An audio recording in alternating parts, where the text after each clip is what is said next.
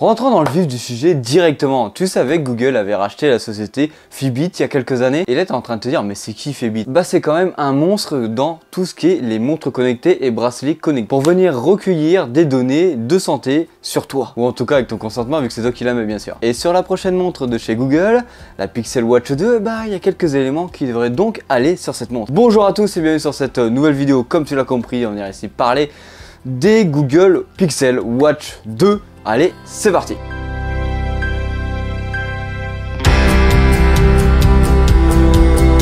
Bien sûr, avant d'aller plus loin, n'hésite pas à s'abonner, à liker, ça fera toujours plaisir à la chaîne. Alors bien sûr, à l'heure actuelle, on reste bien sur des rumeurs et des potentiels leaks sur cette montre, mais on connaît Google, il y a toujours des trucs qui passent entre les mailles du filet. Donc il y a une bonne partie qui sera sans doute véridique à sa présentation en automne, en même temps que les Google Pixel 8. La montre devrait aller plus loin dans les mesures de santé et de bien-être, vu qu'une bonne partie sera quand même en collab avec leur société Fitbit. Et en hiver, on devrait avoir un capteur d'activité électrodermal continu qui sont déjà dispo sur quand même pas mal de montres de chez Fitbit. En gros, ça va te permettre de faire quoi ce capteur? De mesurer le stress de l'utilisateur en conjonction avec la fréquence cardiaque, la transpiration ou la variabilité de la fréquence cardiaque. Et celle-ci pourrait aussi avoir la possibilité de mesurer ta température avec un capteur cutané. Alors au niveau puissance, quelles sont les nouveautés sur cette montre? Rappelez-vous, sur la première génération de la Google Watch, on avait quoi? On avait un processeur de chez Samsung, un Exynos de première génération qui datait de 2018. Mais cette fois-ci, on devrait avoir le Snapdragon W5 Plus Gen 1 intégré à cette montre qui est gravé en 4 nanomètres, donc beaucoup plus puissant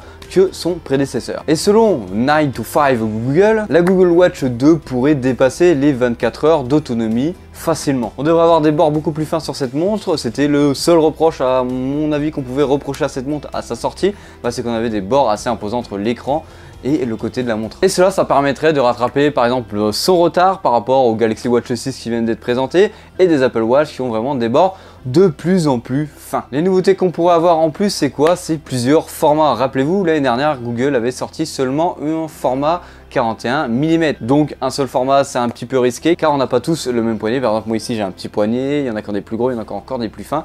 Donc il faut réussir quand même à s'adapter à plusieurs poignets. Et dans son ensemble, les technologies qui vont te permettre de mesurer la santé devraient être en collaboration très étroite avec les technologies Fitbit. Et oui, on en parle beaucoup de Fitbit et tu sais pourquoi? Parce que toutes ces données devraient être recueillies directement dans leur application et non plus sur Google Fit. Et c'est pour cela qu'en ce moment, il y a une version bêta d'une refonte de l'application Fitbit qui est en train de se passer. On voit que l'aspect est bien plus simple et bien plus aéré que la version précédente et les données sont beaucoup plus compréhensibles à comprendre, c'est ça qui est aussi intéressant. On voit surtout que l'application est donc divisée cette fois-ci en 3 parties. La partie aujourd'hui, la partie coach et la partie vous. Alors qu'avant on avait la partie aujourd'hui, découvrir, communauté et premium. Et cette nouvelle version devrait être déployée comme par hasard à la mi-automne, comme les Google Pixel, comme les Google Watch Pixel. Mais on a aussi d'autres nouveautés sur ces Google Watch Pixel 2. On a les cadrans exclusifs qui seront incorporés dans cette montre. On a plusieurs catégories. On a la catégorie accessible qui est donc plus lisible et avec plus de simplicité. On a le cadran Just Time, le cadran circulaire, le cadran linéaire et le cadran Stacked Time. On a notre catégorie, c'est la catégorie Arc.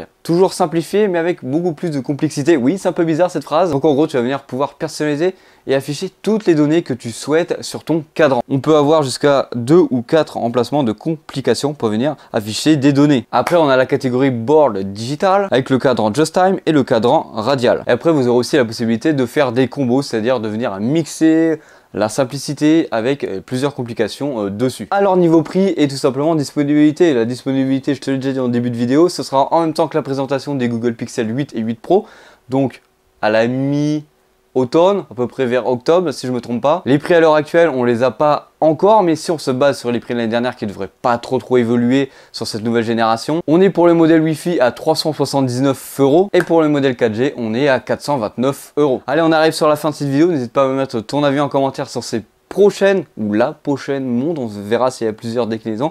Ça, en tout cas, on l'espère, Google. N'hésite pas à mettre tout ça en commentaire. On discutera là-dessus et donne-moi ton avis par rapport, par exemple, aux concurrentes à l'heure actuelle avec les Google Watch 6 qui viennent de sortir.